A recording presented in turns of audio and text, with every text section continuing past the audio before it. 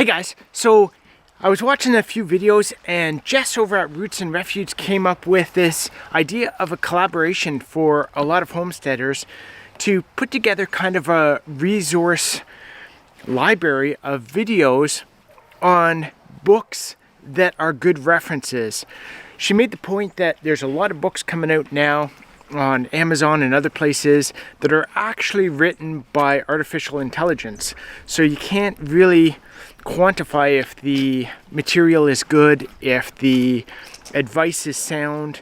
So if we could all kind of get together and share our knowledge on books that we have used, that we have referenced, that provide a good source and reliable information for homesteaders. So I'm outside here with the pigs and I want to go over one book. I wouldn't say I reference a lot, but I have referenced, and this gate was one of the things I built by referencing the book, as well as a sty that I'll show you here in a second. So this gate has lasted about 4 seasons of abuse from up to 8 pigs at a time we've had in this area. It is not sagged. It's on a little bit of a slope, but that's because of the post and the way the hinges are. But this gate has not sagged whatsoever. It's made of 1x6s and 2x4s, and it has withstood a lot of abuse. It's been hit with the tractor. It's been pushed on almost daily from the pigs. It's open and closed. It's dealt with some mud. It is not sagged whatsoever. And having a wood gate like this, most of the time in the past when I've built them, they have sagged, they have fallen apart.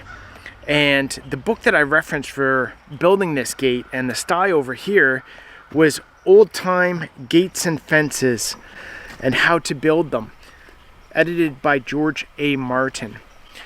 Now, in this book, it goes through tons of different styles of gates and fences. It talks about building fences in valleys, over streams, through streams. It talks about building on sand. It talks about on clay. It talks about on rocky areas. So I'll just flip to the page here. It basically describes the different gates that you can build with wood and how to build it, and especially on which way to put the braces so the gate itself doesn't sag. It goes through many different styles of gates, self-closing gates, wire gates, metal gates, all things that you can build if you're a little bit handy. So there's lots of options for wood, there's lots of options for wire and wood, lots of options for metal. There's lifting gates as well. It describes how to build lifting gates so it'll go straight up. You don't have to swing it, which is great for in snowy areas. Ones that you can open on horseback as well. More lifting gates, more openings. And with this book too, it doesn't necessarily give you dimensions. However, it does talk about the way you want to build it, the style you want to build it, the materials used in building it. So it allows you to build a gate like this any size you want, for any size opening or any height. What it does is give you the breakdown of where to put the braces, how to put the braces, what angles you want, and details like that.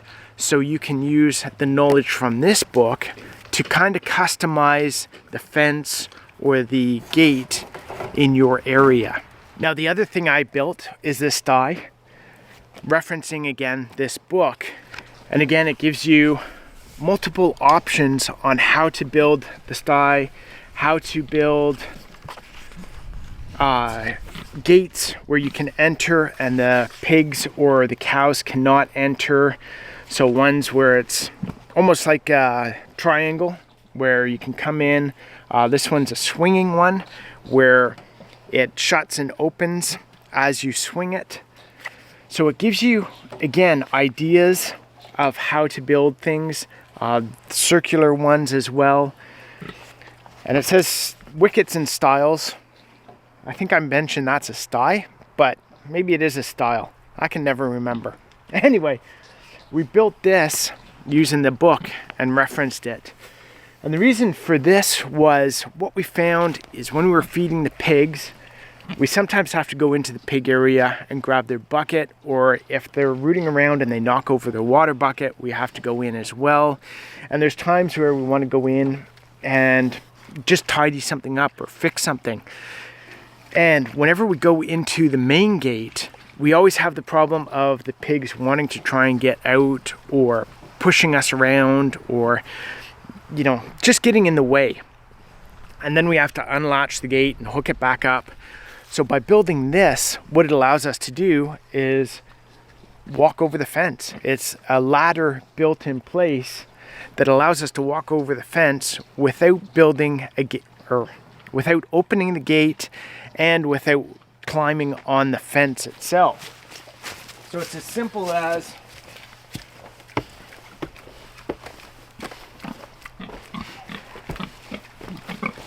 walking up and walking back down the other side. What I haven't done yet, and I still want to do, is put another set of steps on the other side to go into the cow area. However, opening the cow gate is very simple for us. It's a wire gate, so it opens very easily.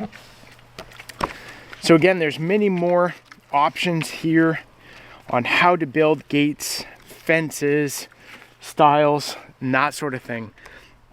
I highly recommend this book. It's something that if you haven't built gates, haven't built fences, haven't built styles, this will show you the right way to do it. So let's go inside and I'll show you another book that I highly recommend as well. So one thing I did forget to mention when I was talking about this book is the cost on this book was $9 US. And it's such a huge wealth of information, and being able to build the style and the gate for $9, that's a huge benefit. So the other book I want to talk about, and I have done a review on, is Batch. This book for me is just a huge wealth of information. When we start canning or start preserving anything, this book usually comes out and it doesn't go away till I'm done. So it usually sits on the counter for about 3 or 4 months. And here's just some of the things that I've done using this book. Dehydrated cayennes, smoked dehydrated bell peppers. These are amazing to be able to add into stews, soups, hot sauces. Salt with cayenne in it. So basically a hot salt.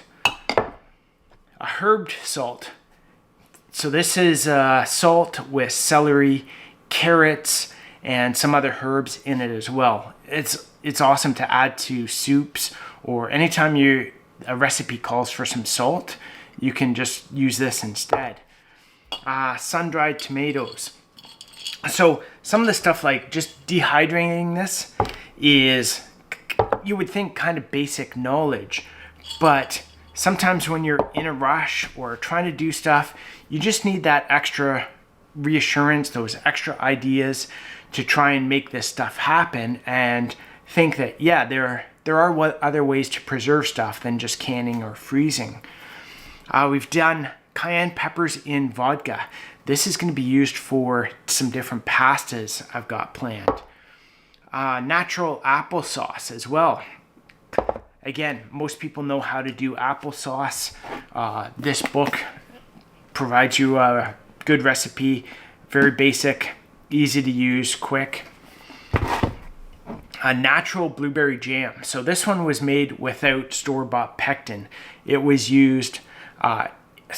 made using apple pectin, and that was some of the apples that we used for making this applesauce. So again, the book gave us the recipe on how to do that. Dehydrated blueberries. I never would have thought to dehydrate blueberries. It's one that we'll be able to add to yogurts, to maple syrup, to do infused maple syrup.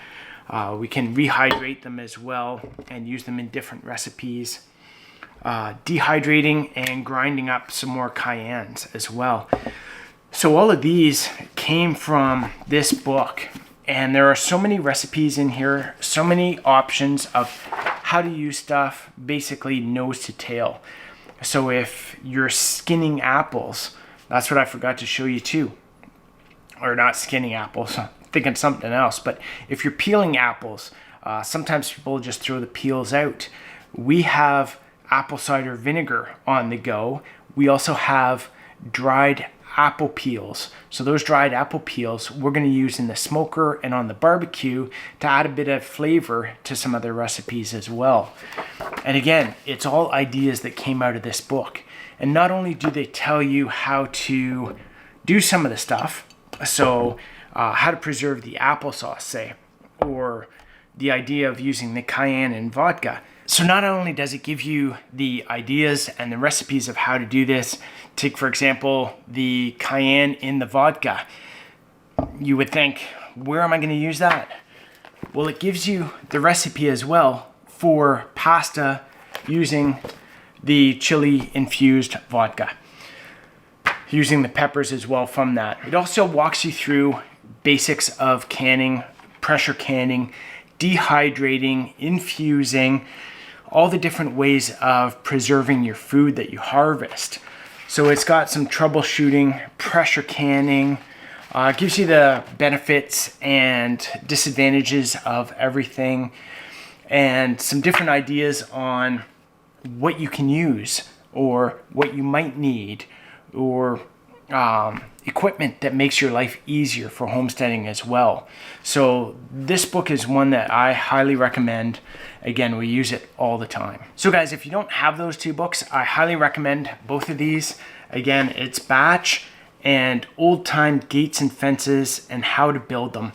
These are two books I highly recommend for anyone who is doing this lifestyle for homesteading. I believe both of these are available on Amazon as well. So thanks guys, I hope you enjoyed that. And if you did like that video, get down here and check this other review out.